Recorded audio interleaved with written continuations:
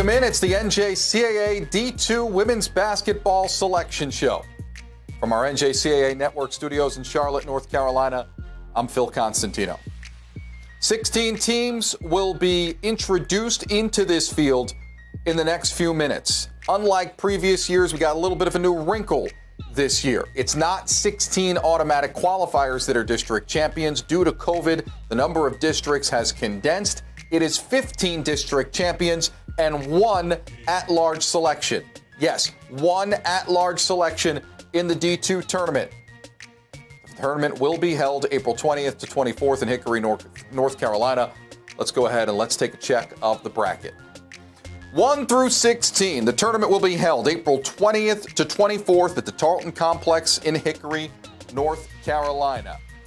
This a late change due to COVID restrictions, and so Catawba Valley Community College gracious enough to step up and host the tournament rather quickly. All games will stream live on the NJCAA network, including the consolation bracket. Again, 15 automatic qualifiers that are district champions and one at-large selection. So, the number one seed in this year's tournament field is Kirkwood, champions of the North Central A District.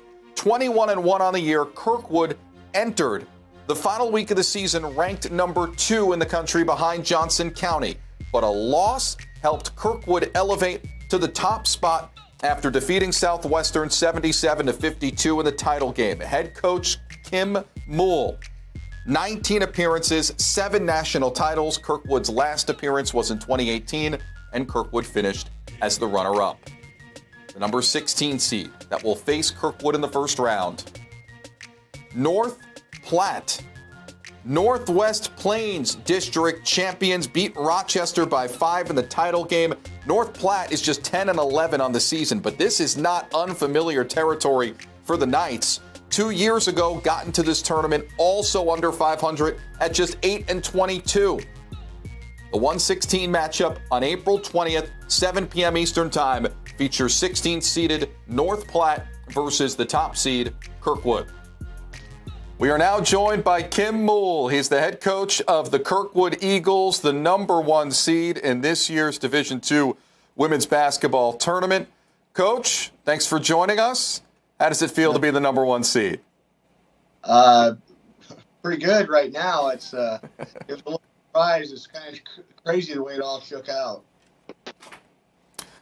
Your program, I should say, missed the tournament the last 2 times. You were in it in 2018, runner-up in 2018. Now you're back. This is a perennial power that you've been coaching for 32 years. So what was it like, that little drought, and how did you get him back? The drought was it's okay. I mean, it made us refocus and try to get do a better job recruiting, do a better job of preparation. So realistically, it kind of was a wake-up call for us. And now we got back. We're excited to be there, and I got a pretty good group of kids, I think. Last year, the number 1 seed also came out of your area. North Iowa area was the number 1 seed. You come from a very good region. How does that prepare you for the tournament every year? Our region is traditionally pretty difficult to get out of. But Nyack was very good. Since then, their head coach took another job, so they'll have to rebuild since he left. So, but our region, we have Iowa Central's coming out of it. They're playing really good right now, and we had 5-6 teams that were pretty good this year.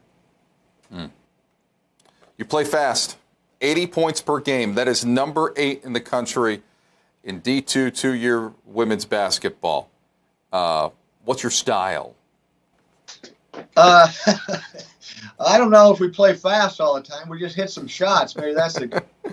You are the number 1 field goal percentage team in the country. Yeah, about 47%. That kind of helps because maybe we can play a little slower if we get more shots. So, no, we try to. Our defense has been our bread and butter this year. Our kids have bought into guarding people. And I think we do a pretty good job of that. And they've been executing very well. So that seems to make our percentages go up. After this 2-year tournament drought, was there a moment maybe in the offseason, especially during the downtime due to COVID, where you thought, okay, I've got a good team here, I've got something? Maybe it came earlier in this season. What was that moment for you? Oh, I thought we could be pretty good in September when we did some of the things, just who we brought in, and the chemistry was really good right at that point in time.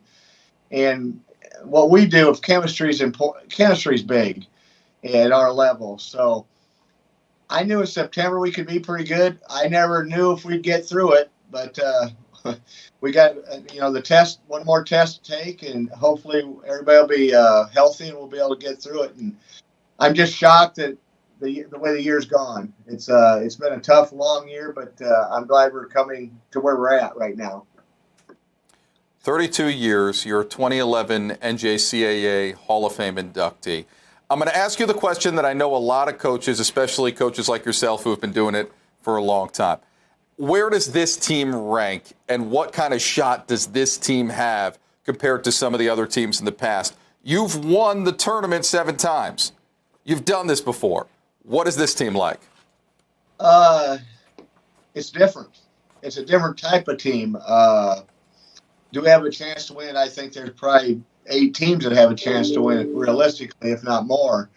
But it ranks. I hate to compare any team because there's such a different time and place with social media, with all the variables and obstacles that kids have nowadays that we did not have years ago.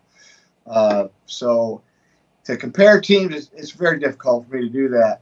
But this team has a chance. That's what all we want is have a chance and have a chance to compete against whoever and to see what happens. So I'm not going to really answer that question for you. I'm sorry. But I didn't think you would. Last thing for you. You were the number 2 team in the country in the final poll. Johnson County loses. You elevate to the number 1 spot.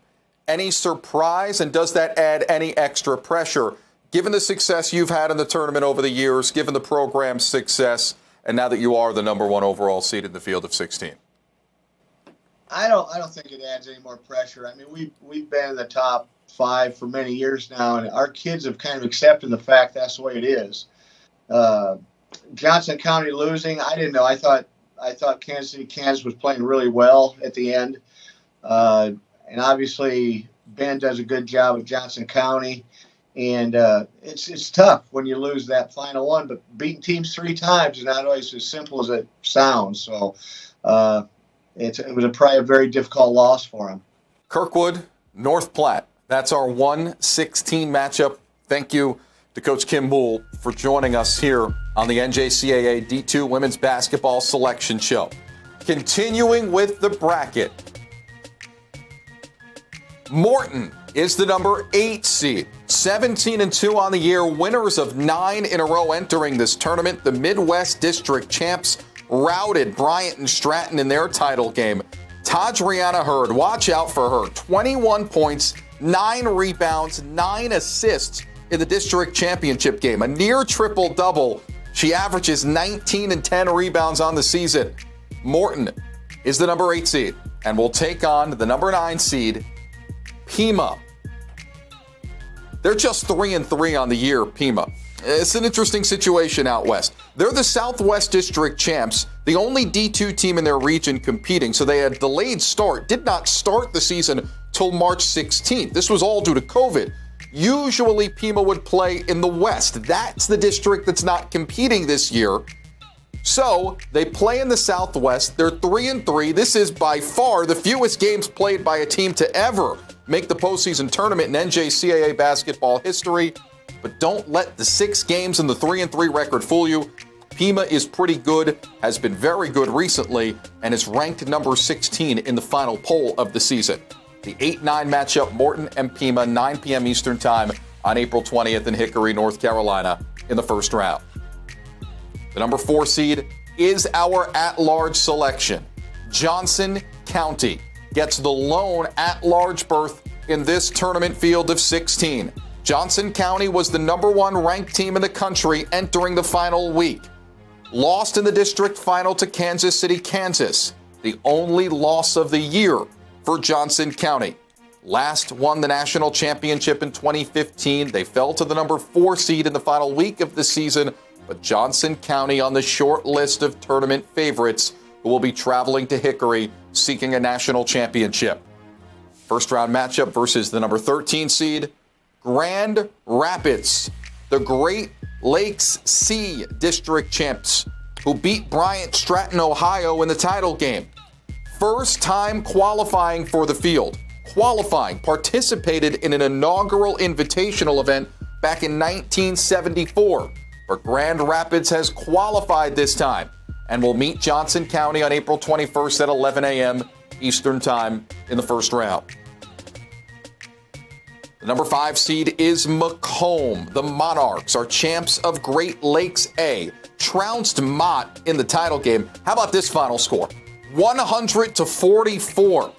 Rihanna Armstrong had 24 points. Jessica Adams had 13 and 13 rebounds. Macomb has only played 11 games this season, but Macomb is one of 2 unbeaten teams in the country, making its 4th appearance in the last 5 years. Macomb will play the number 12 seed. Iowa Central, champions of North Central B, topped Des Moines area in Saturday's title game.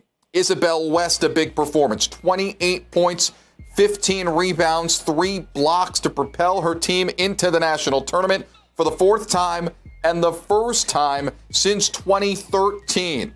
The North Central gets 2 bids this year. Iowa Central would typically be in that district with Kirkwood, the number 1 overall seed, a very competitive district, but North Central gets 2 due to the COVID movement. And North Central is in the 5-12 matchup of the first round versus Macomb. So we have filled out half of this bracket. These are the first 8 of 16 that will compete in the tournament in Hickory, North Carolina. Kirkwood versus North Platte. Morton versus PIMA. Johnson County, our lone at-large selection versus Grand Rapids, and Macomb versus Iowa Central. We still have 8 seeds to distribute. We still have 8 automatic qualifiers awaiting their fate. Those matchups on the other side of a short break as we continue on the NJCAA D2 Women's Basketball Championship Selection Show here on the NJCAA Network.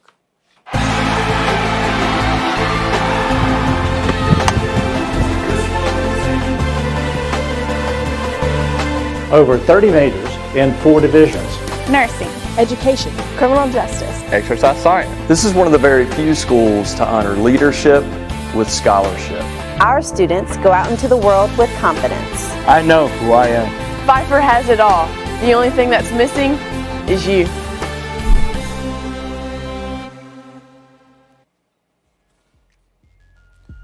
We're back in our NJCAA Network studios. I'm Phil Constantino. This is the D2 Women's Basketball Championship Selection Show.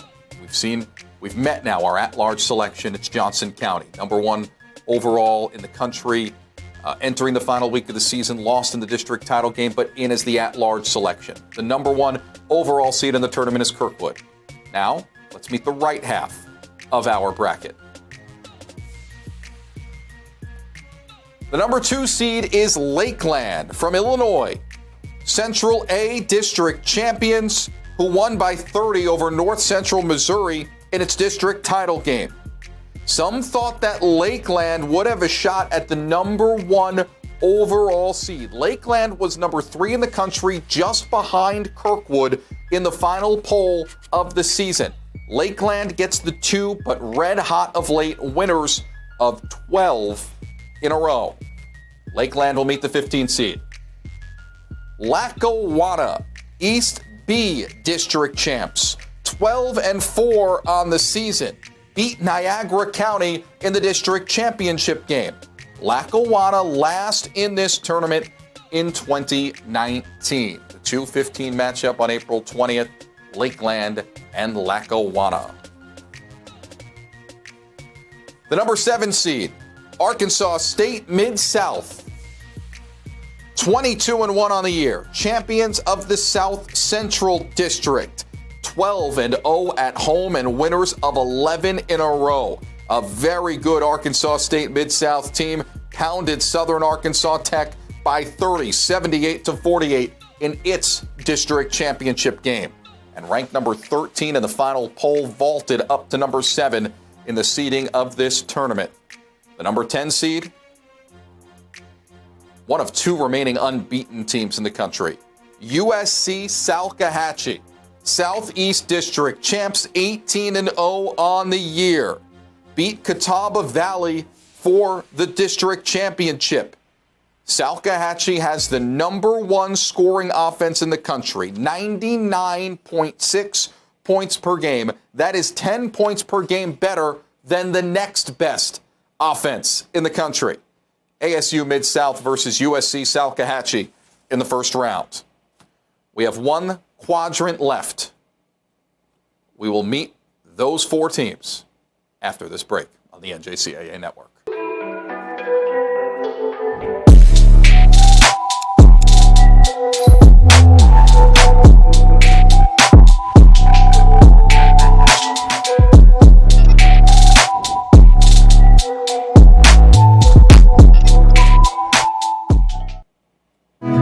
As the second largest intercollegiate athletic association in the country, the NJCAA serves not only a pivotal role in college athletics, but in higher education. The NJCAA Foundation aims to move the association forward through resources, grant programs, and other special initiatives. Your gift to the NJCAA Foundation will make a difference and create opportunities. 12 teams know their fate, 4 more still to learn their fate. The bottom right quadrant of your bracket. Let's fill it in. The number 3 seed is Kansas City, Kansas. Plains District champs, 20-2 on the year. Kansas City, Kansas beat number 1 ranked Johnson County in the championship game. The last time this tournament was held in 2019, remember last year after the field was named, this tournament was canceled. Back in 2019, Kansas City, Kansas was the champion. 4th all-time appearance for this program. This is the 3rd in Division II, and if history tells us anything, Kansas City, Kansas has a real shot. Won the national championship in each of its previous 2 D2 tournament appearances. Kansas City, Kansas in the first round will play the 14th seed. That is Union County, the East A District champions, 13-3 on the year, winners of 4 in a row, and beat Potomac State in the championship game 77-63 behind a 31-point performance from Samira Sargent.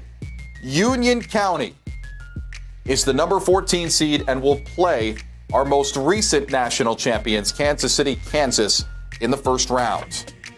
And that leaves our final 2 teams to be the 6th seed, Parkland. Central B champions, 17-3 on the year, beaten Illinois Central 59-40 in the championship game to get to the national tournament. The 7th D2 appearance in the program's history, the last came in 2017. And back in 2015, you'll recall they were the runners-up in the tournament to Johnson County.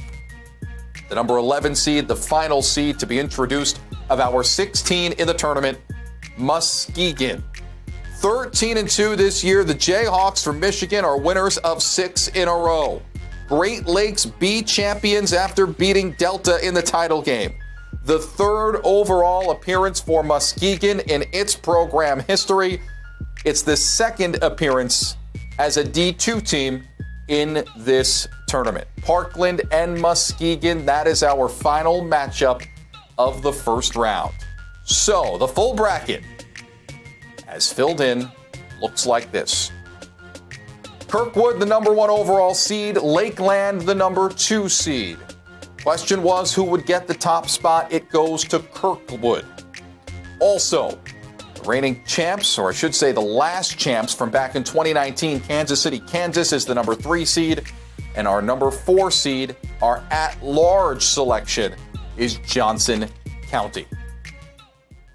Now joined by Scott Barlow. He is the chair of the D2 Women's Basketball Selection Committee. Scott, thanks for joining us. Johnson County, number 1 in the final poll, lost in the district tournament, named as the at-large selection. Easy decision or no, given that they were the number one team in the country? I think for the committee overall, it was a pretty easy decision. We did have some discussion. There was a couple worthwhile teams to review, but Johnson, in our eyes, was clearly the next best team. Who else was in that discussion? Illinois Central was probably the next best one. You know, they're the next team that we were looking at from that perspective. And Johnson County won out because of what data point? Well, again, they were number one all year. They've had some, big wins from a typically very strong region, Region 6, and we just felt that they were the best team overall. So number 2 ranked Kirkwood takes care of business, wins its district championship, and Kirkwood gets the number 1 overall seed in this tournament. Given the way it fell in the final week of the season there since the last poll, was there any debate on Kirkwood being elevated to the number 1 spot? No, there was no real debate there. Everyone was very confident. Kirkwood's played great all year, and so now there was no concern moving Kirkwood up to number 1. What was the hardest seeding decision in the field of 16? Well, you always got to look at the mid-range brackets. It's something that from 7 to 12 is always very difficult, especially when you're in a year like we had this year where teams have played different numbers of games. There hasn't been a lot of inter-district play. So, there is some question for sure. But we felt like the committee felt like we could rely on, the strength of schedule they have had, games they have played, history, and, obviously how they finished in the polls to make a pretty sound selection. So, now we finally get to play. Thank you to Catawba Valley for hosting. And we're looking forward to having a great week of basketball. I've heard some of the selection committee chairs say this. Given that there is less competition between regions this year, how much of a factor, and is it more so than most years, that past history actually plays in seeding of the tournament this year, when in other years that didn't seem to be as big of a discussion? Well, I think that is true. We certainly did have, that discussion, and history played a part without question. There's some great teams out there, but again, not being able to play across district play, it certainly had an impact. The other aspect to it is we had some teams that played, 20 games. We had some teams that played 10 games, so it's really difficult. We've had one team that played even less than that, so it's really difficult to get a good gauge on that. I think history has to be a part of the conversation. Did you reward a team that, say, stayed healthy and played more games? Did we reward them? No, I think we did our best in keeping, consistent with what the guidelines were. And, but you take a team like Macomb, who hasn't lost in 2 years, but I think they only played like 11 games this year. How does that fall in? Where do they go? And look at PIMA. I think they played 6 or 7 games this year. How do you see them? So history has to be a part of it, as we're trying to have a legitimate tournament with the seeding part aspect to it. So yeah, it was important. Last thing on the history discussion: Kansas City, Kansas, the last champs. The last time the tournament was held in 2019, they're the number 3 seed, behind Johnson County, behind Kirkwood. Did past history help Kansas City, Kansas get to that spot, or did Kansas City, Kansas earn that number 3 overall position this year? Well, I think it's a combination. Again, Region 6, Kansas is always a very strong region.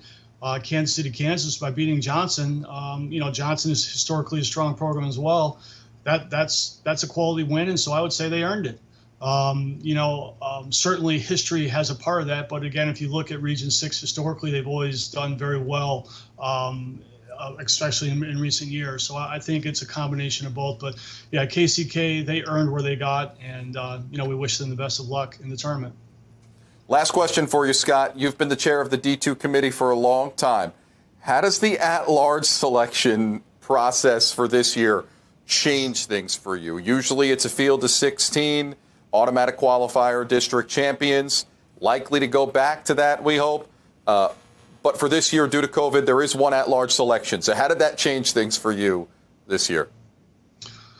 Well, again, I got to credit the national office and they're in the BOR, the board, for doing a great job in coming up with an alternative. Obviously, with the teams being, the districts being changed around and numbers of teams being reduced, it was a creative way to maintain the integrity of the 16-team tournament. So I think they did a great job. So, of course, it was a little bit different having to do it. Again, fortunately, we felt like we were able to select a quality team. So, we just made a decision and went from there. But again, credit to the national office for being creative and credit to the board for accepting it and moving it forward. So, Rod Lovett did a great job with that. So, again, congratulations to him, and we appreciate his support.